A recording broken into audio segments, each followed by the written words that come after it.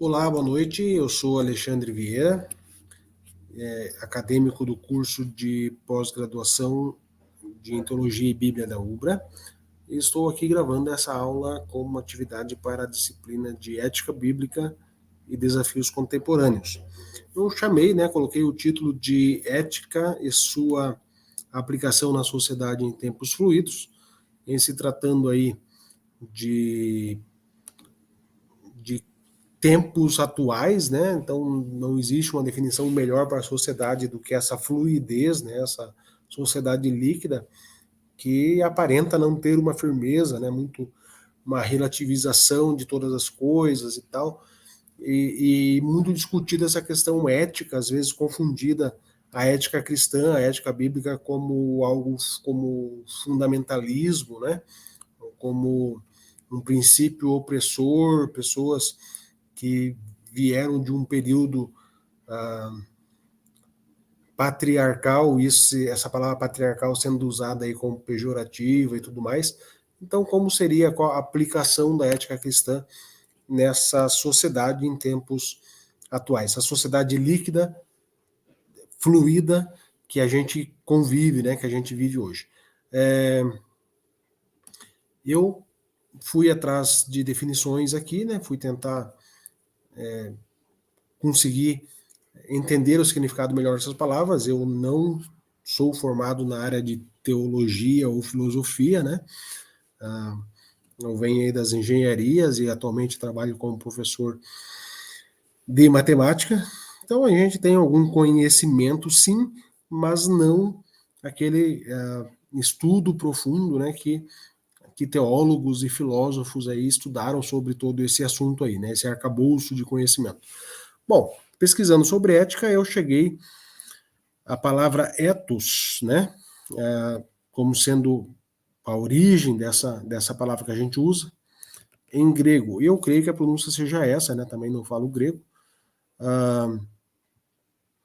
mas essa é a palavra que dá origem ao termo que a gente usa hoje. E ela tem uma boa tradução na palavra caráter, né?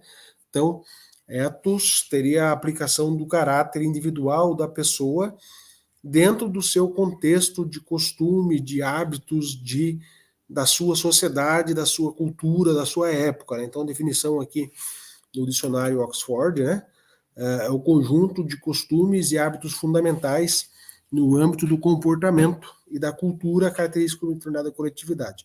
Então, a palavra ética, sim, tem a ver com o que eu tento fazer como coerente, como coisas certas, coisas corretas, né? Um bom caráter seria definiria uma pessoa ética, certo? Porém, isso pode ser influenciado pela época, pelos costumes, pelo que é aceito pela sociedade. É interiorizado, mas é algo que a pessoa desenvolveu ao longo da sua existência. Normalmente, quando se fala sobre ética, então, como eu disse, né, eu não sou da área filosófica, mas normalmente quando você fala de ética, você fala junto da moral. Parece que esse termo ele vem junto, né? Então,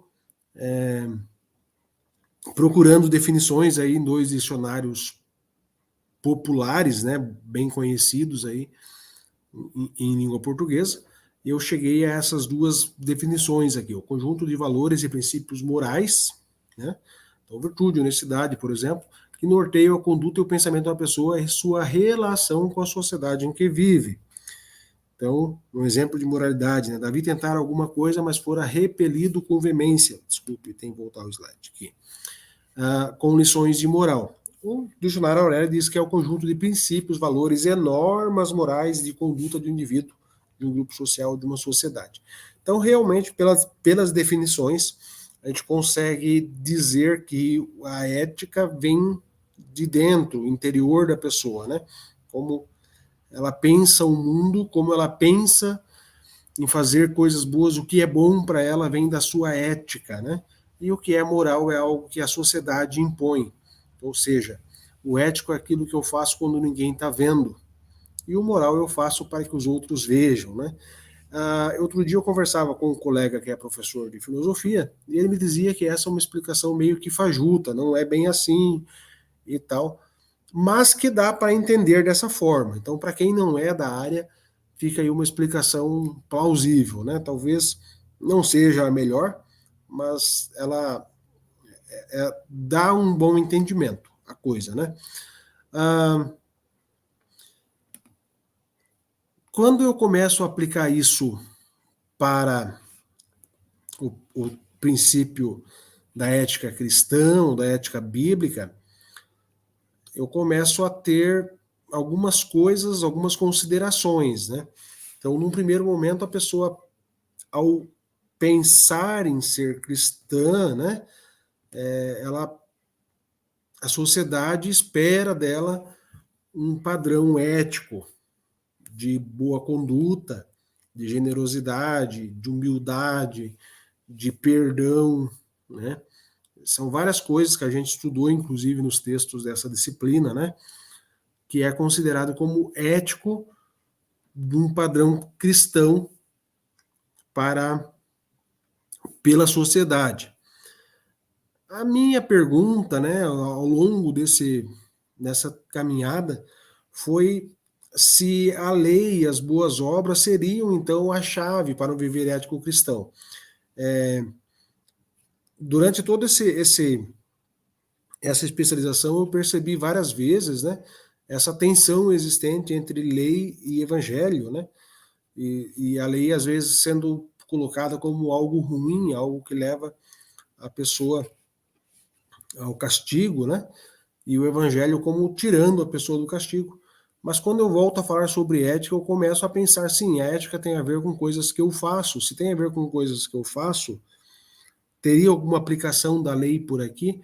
Eu fiz um estudo um pouco mais elaborado sobre esse assunto, né? Até fugindo um pouco do, do proposto pela própria disciplina, né? Caminhando aí em relação a tentar compreender qual seria a aplicabilidade da lei na questão ética, né, do viver cristão em tempos atuais. Bom, eu chamei esse meu estudo aqui de Aliança no Éden, né, porque ele parte do princípio de que há uma lei existente criada por Deus em que as pessoas seriam boas no sentido de viverem eternamente na dependência de Deus, fazendo apenas aquilo que Deus propôs para o ser humano como bom, né? Aquilo que está na Bíblia, criou Deus e fez e viu que tudo era bom, criou Deus o homem, criou Deus a natureza e viu que tudo era bom. Por que coisas ruins surgiram, né? Então, por isso que eu estudei essa temática nesse sentido, né? E eu descobri algumas coisas aqui. Uma delas é a existência de três pensamentos, três maneiras de olhar para a lei no texto bíblico. Uma delas tem a ver com o texto grego, né? Que traduz lei como nomos. De novo, eu não sei se a pronúncia correta seria essa, né? Mas o nomos, que tem a ver, uma boa tradução da palavra nomos, seria costume, tradição, né? Então é traduzido como lei, costume ou tradição. Essa palavra, ela implica com que aquilo que eu faço, que é aceito pela sociedade, que a gente faz tradicionalmente, que a gente faz por costume, ele tende a ser bom e, portanto, legalmente aceitável, né? Então, se eu traçar a minha ética pelo nomos, a lei pelo nomos, uma pessoa que segue a tradição, ela estará 100% de acordo com a lei também, né? Será que isso é válido para um entendimento cristão?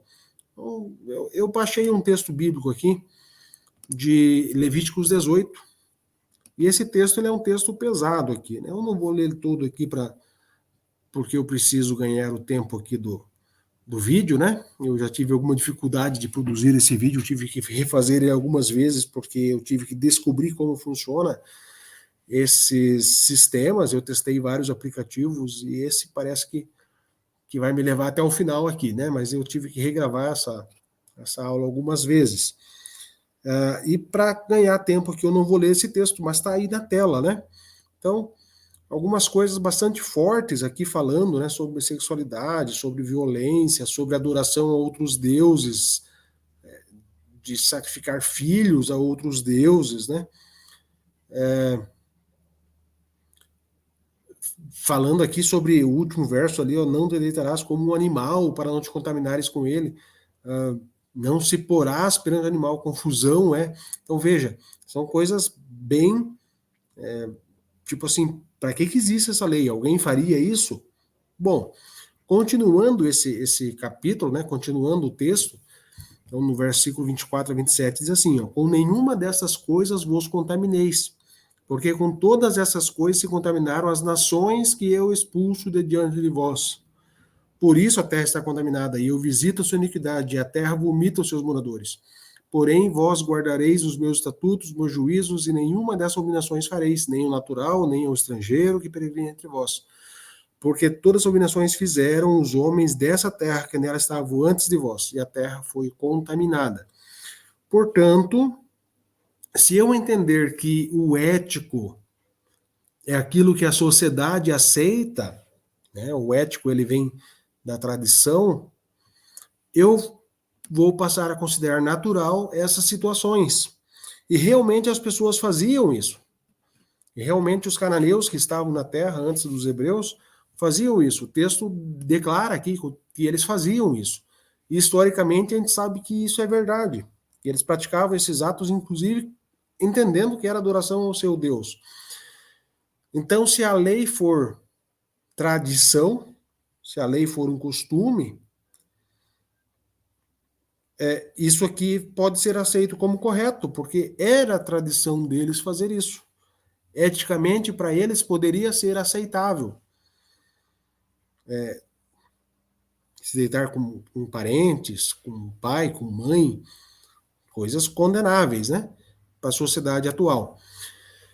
A segunda palavra que normalmente é associada com a lei é a palavra da qual vem a palavra lei, né? Para o português, que é lex, em latim, né? E a Bíblia que os reformadores usavam tinha essa palavra. E a lex, em latim, ela tem a ver com a imposição de autoridade, com o poder, né? É algo imposto. Então, se é imposto, tem aquela máxima que fala, manda quem pode, obedece quem tem juízo, né? E muitas vezes, tanto quem legisla pode se tornar um opressor, e a pessoa que está recebendo a lei passa a se tornar, a se entender como um oprimido, né? Está se sentindo oprimido por aqueles que estão aplicando a lei. Esse sentimento dessa expressão latina realmente criou uma aversão à lei em todos os sentidos aí, durante o período medieval, né? As pessoas interpretavam a lei de Deus da mesma maneira que interpretavam essa lei, essa imposição do Império Romano, né? Do Império Romano.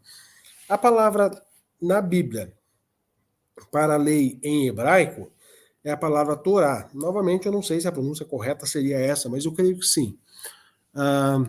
E essa palavra teria uma boa tradução como instrução, como orientação. Então, aqueles textos da Bíblia que parecem ser como uma lei, às vezes dada de forma negativa, né, ou impositiva, na verdade ele tem apenas o objetivo de nos resgatar do pecado, né, tirar o homem do pecado, é Deus buscando o homem, dando-lhe um norte, dando-lhe a instrução. E dessa forma dando uma condição para que ele desenvolva, né, desenvolva o seu caráter ético, né? Então, esse texto do Salmo 128, 1 e 2, bem-aventurado todo aquele que teme ao Senhor e anda nos seus caminhos, pois comerás o trabalho de suas mãos, feliz serás e te irás bem.